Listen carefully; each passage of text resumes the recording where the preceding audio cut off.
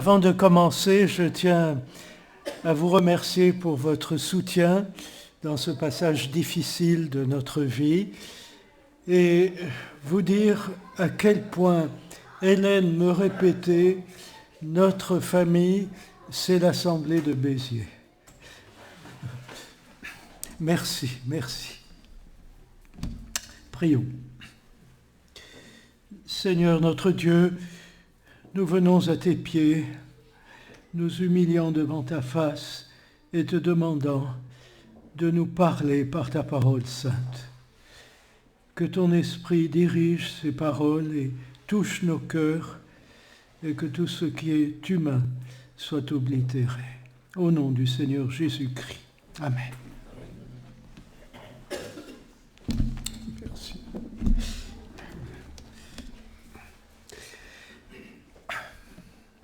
Si j'avais eu une hésitation sur le thème de cette méditation, toutes mes hésitations se seraient envolées avec la tournure qu'a pris ce culte, c'est-à-dire notre espérance, l'espérance de la résurrection, l'espérance de la rencontre avec notre Seigneur bien-aimé. Et justement, ce que j'ai à cœur de partager avec vous, c'est surtout l'état d'esprit, l'attitude que le Seigneur demande de nous dans ces derniers temps, en vue de son retour proche. Je vous invite donc à ouvrir vos Bibles dans l'Évangile de Matthieu, au chapitre 24.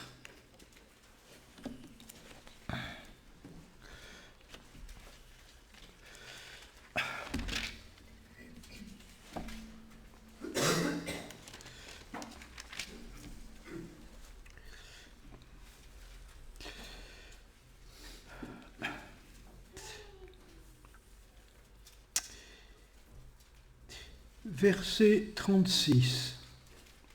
Pour ce qui est du jour et de l'heure, personne ne le sait, ni les anges des cieux, ni le Fils, mais le Père seul. Ce qui arriva du temps de Noé arrivera de même à l'avènement du Fils de l'homme. Car dans les jours qui précédèrent le déluge, les hommes mangeaient et buvaient, se mariaient et mariaient leurs enfants jusqu'au jour où Noé entra dans l'arche. Et ils ne doutèrent de rien. Jusqu'à ce que les déluges viennent et les emportent tous, il en sera de même à l'avènement du Fils de l'homme. Alors de deux hommes qui seront dans un champ, l'un sera pris, l'autre laissé. De deux femmes qui monteront à la meule, l'une sera prise et l'autre laissée. Veillez donc, puisque vous ne savez pas quel jour votre Seigneur viendra. Sachez-le bien. Si le maître de la maison savait à quelle veille de la nuit le voleur doit venir, il veillerait et ne laisserait pas percer sa maison. C'est pourquoi vous aussi tenez-vous prêts, car le Fils de l'homme viendra à l'heure où vous n'y penserez pas. Quel est donc le serviteur fidèle et prudent que son maître a établi sur ses gens pour leur donner la nourriture au temps convenable ? Heureux ce serviteur que son maître, à son arrivée, trouvera faisant ainsi. Je vous le dis en vérité, il l'établira sur tous ses biens. Mais si c'est un méchant serviteur qui dit en lui-même « Mon maître tarde à venir », s'il se met à battre ses compagnons, s'il mange et boit avec les ivrognes, le maître de ce serviteur viendra le jour où il ne s'y attend pas, et à l'heure qu'il ne connaît pas. Il le mettra en pièces et lui donnera sa part avec les hypocrites. C'est là qu'il y aura des pleurs et des grincements de dents. D'abord, un point important. À qui s'adressaient ces paroles du Seigneur juste avant sa passion ? Vous le voyez bien au début du chapitre 24, à ses disciples, et plus particulièrement aux 12. Judas compris, bien sûr. Et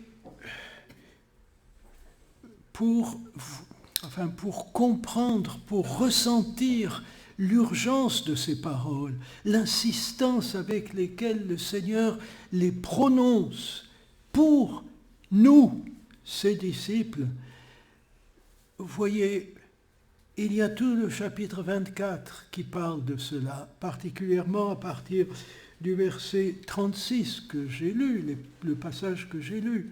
Mais vous avez aussi le chapitre 25 avec la parabole des 10 vierges, la parabole des talents, le jugement des nations, et immédiatement après, le récit de la passion.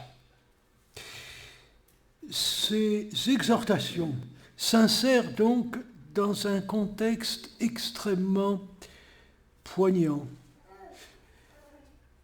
Elles résonnent dans nos cœurs avec une urgence et une insistance auxquelles nous ferions bien de prêter attention. Frères et sœurs, je ne m'intéresse pas trop aux différentes interprétations qui sont données sur, par exemple, est-ce que l'enlèvement sera avant la grande tribulation ou après la grande tribulation? Ou alors, vous savez que certains, s'appuyant sur ces passages, pensent que seuls ceux qui seront prêts, veillants et priants seront enlevés, et les autres chrétiens resteront pour souffrir sous la grande tribulation et y être bien sûr purifiés et sanctifiés, préparés pour être à leur tour enlevés au ciel, probablement par le martyre. Je n'entrerai pas dans ces débats. Ce qui est important, quelle que soit l'interprétation que nous retenons, c'est que le Seigneur insiste, soyons prêts.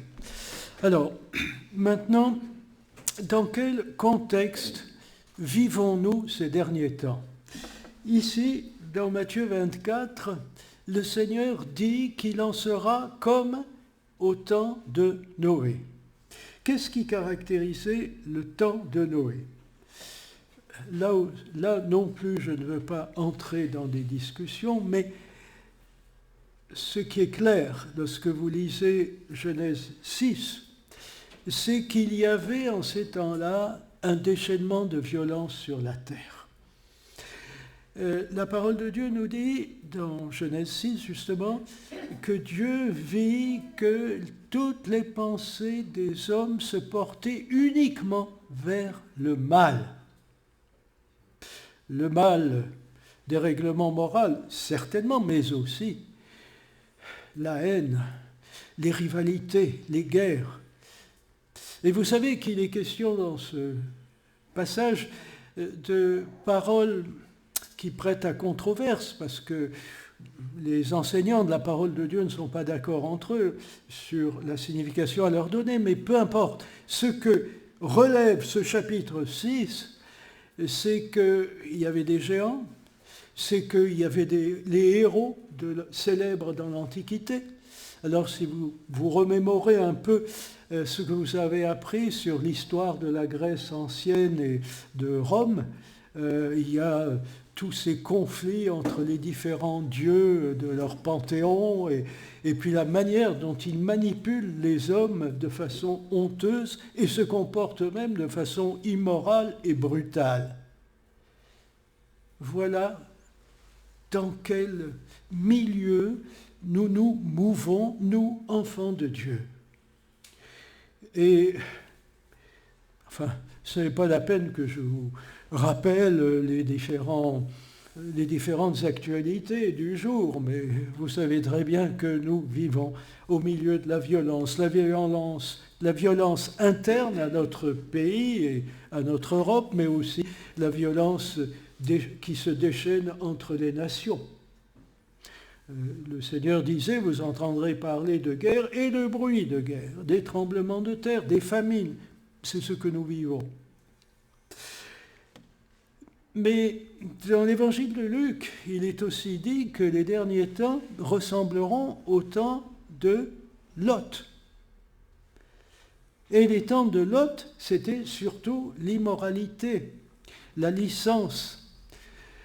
les hommes se perdant tout contrôle moral et se laissant aller à leur passion.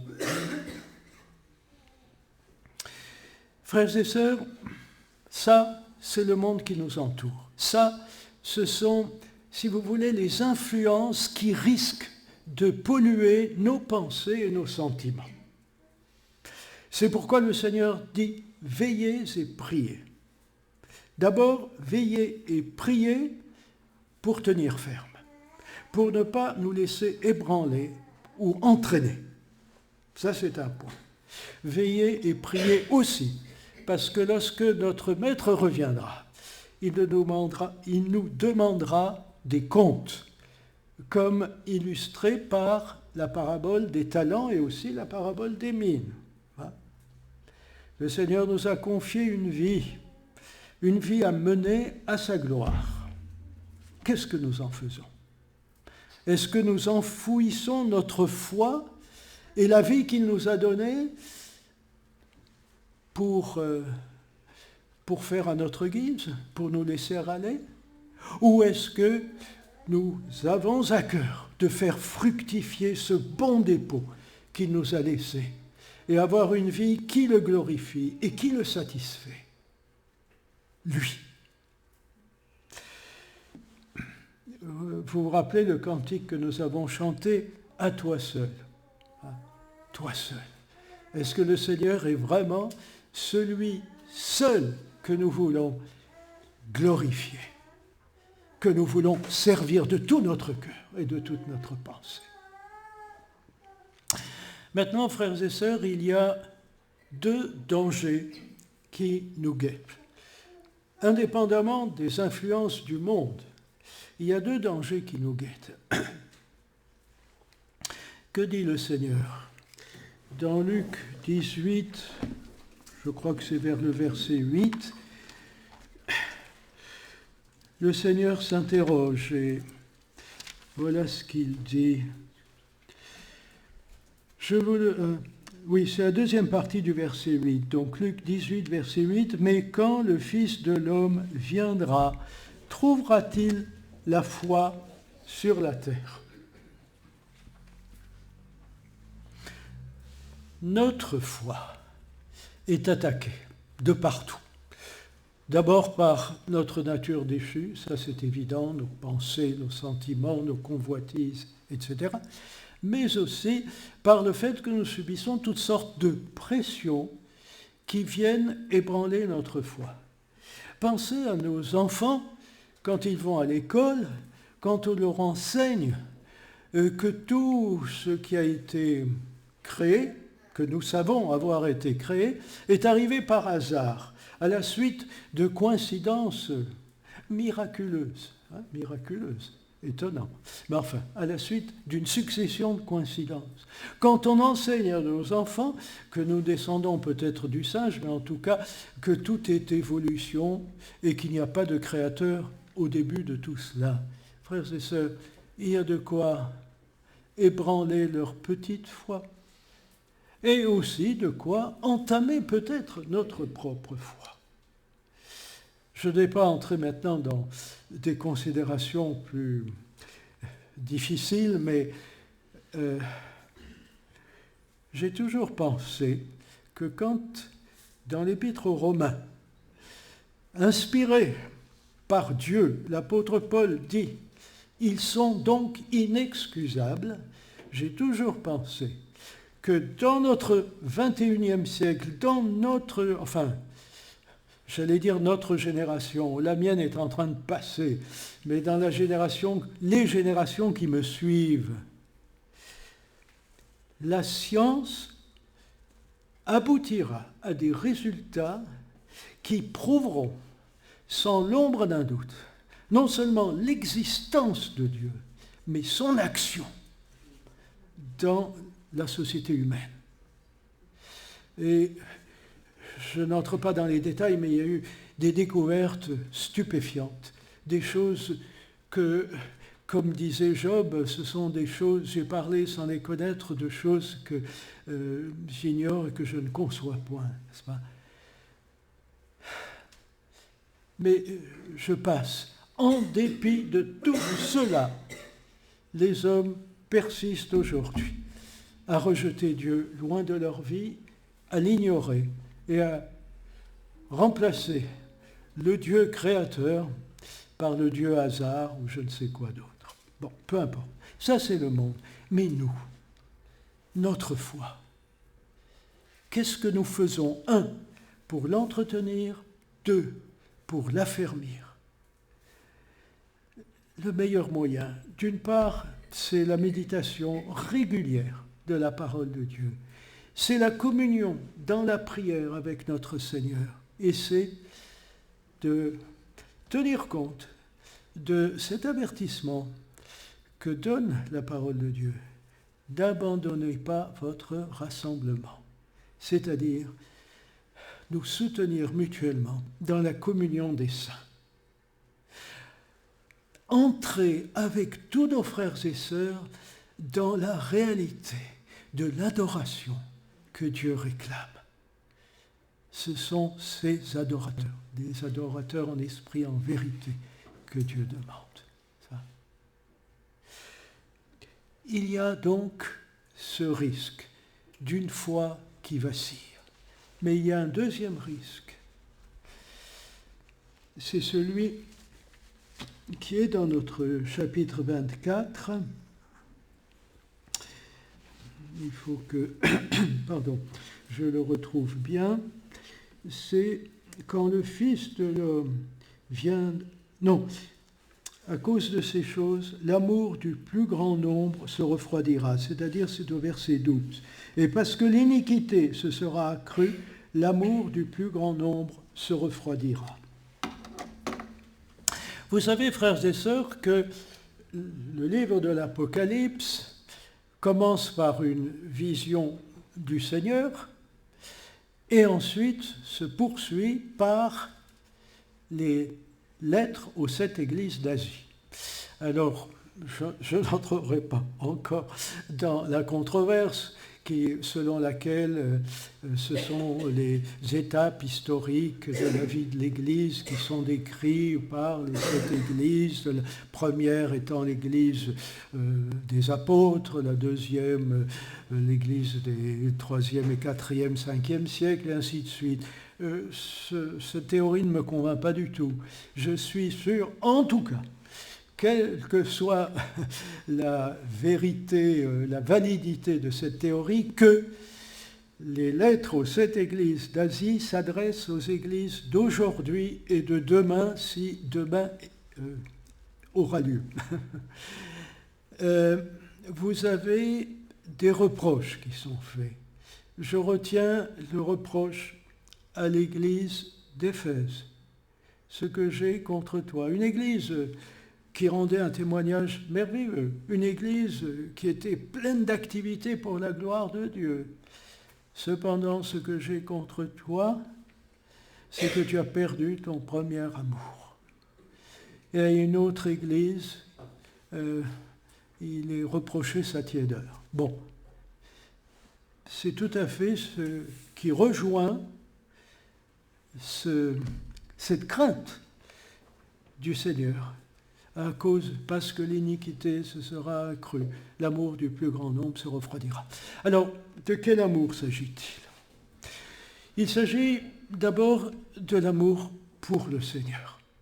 Vous savez, je n'aime pas parler de moi ni d'Hélène, mais vous savez que l'un des versets, enfin vous ne savez peut-être pas, mais vous saurez que l'un des versets qu'Hélène a retenu, c'est « J'ai désiré m'asseoir à son ombre ». Et cela est tiré du Cantique des Cantiques, chapitre 2, verset 3. Parce que le Cantique des Cantiques, j'ai donné une série ici il y a quelques années, le Cantique des Cantiques parle de notre amour pour notre Seigneur.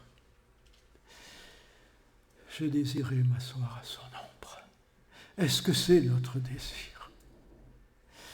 Que le Seigneur nous vienne en aide pour entretenir en nous la flamme de son amour, de notre amour pour lui.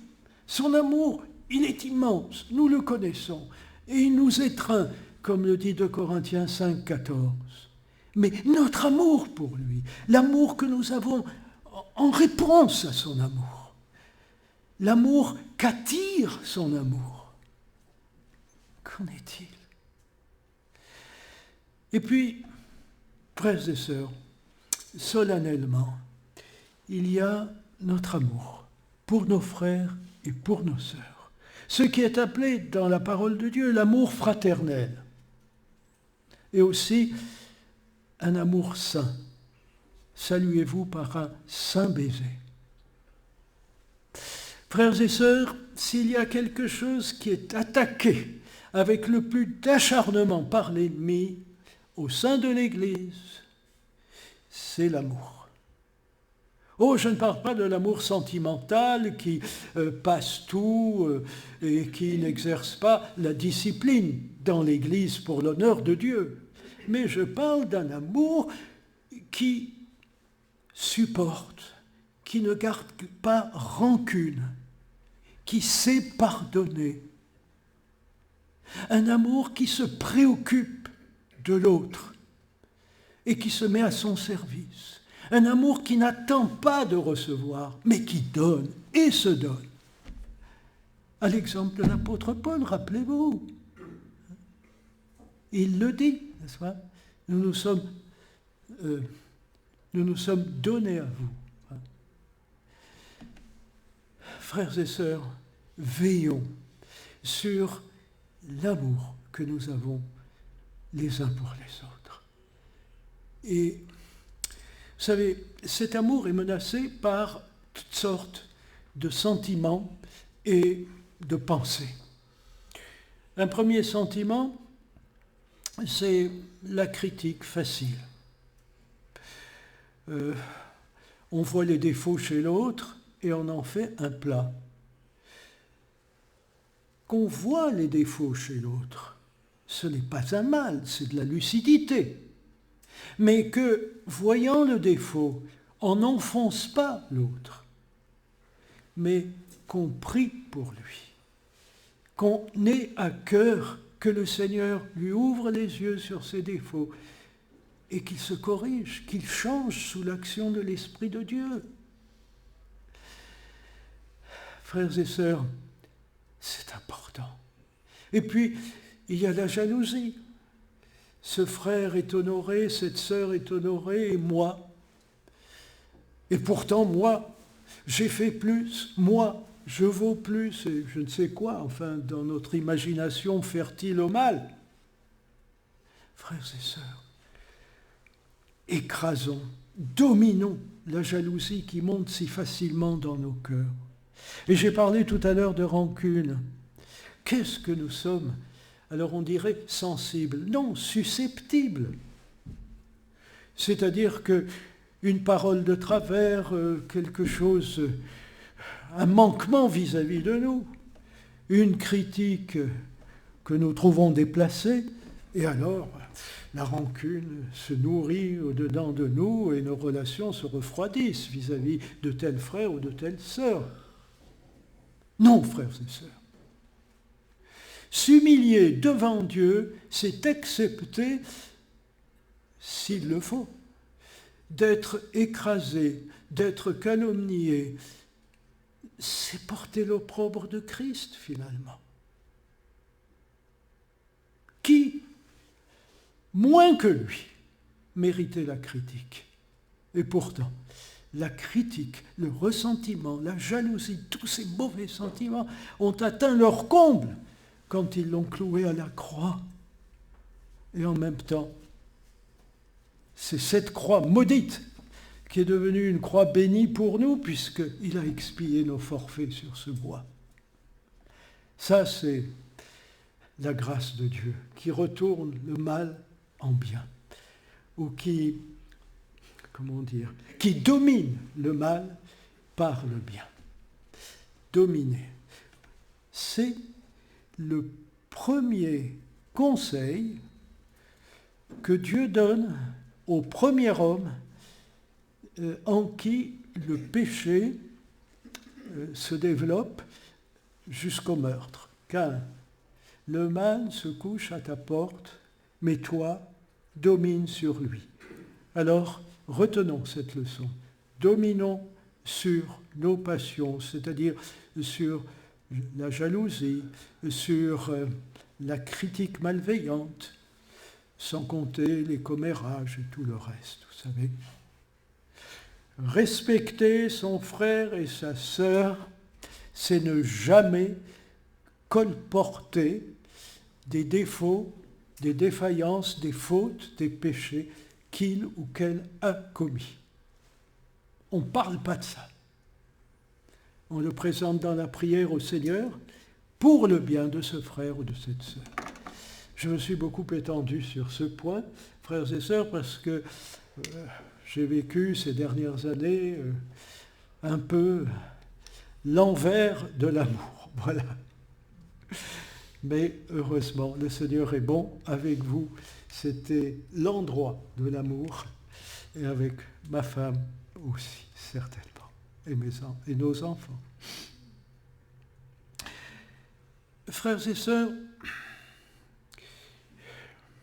je n'insisterai jamais assez, et l'Esprit de Dieu n'insistera jamais assez pour nous exhorter à la vigilance, à la prière, à cultiver notre amour pour le Seigneur, à développer notre amour pour les frères et sœurs, à affermir notre foi, à la développer par tous les moyens qu'il nous donne, méditation de sa parole, réunion de prière, études bibliques, culte, partage avec nos frères et sœurs en Christ. Exhortons-nous mutuellement et excitons-nous, comme certaines traductions donnent, à la charité ou à l'amour.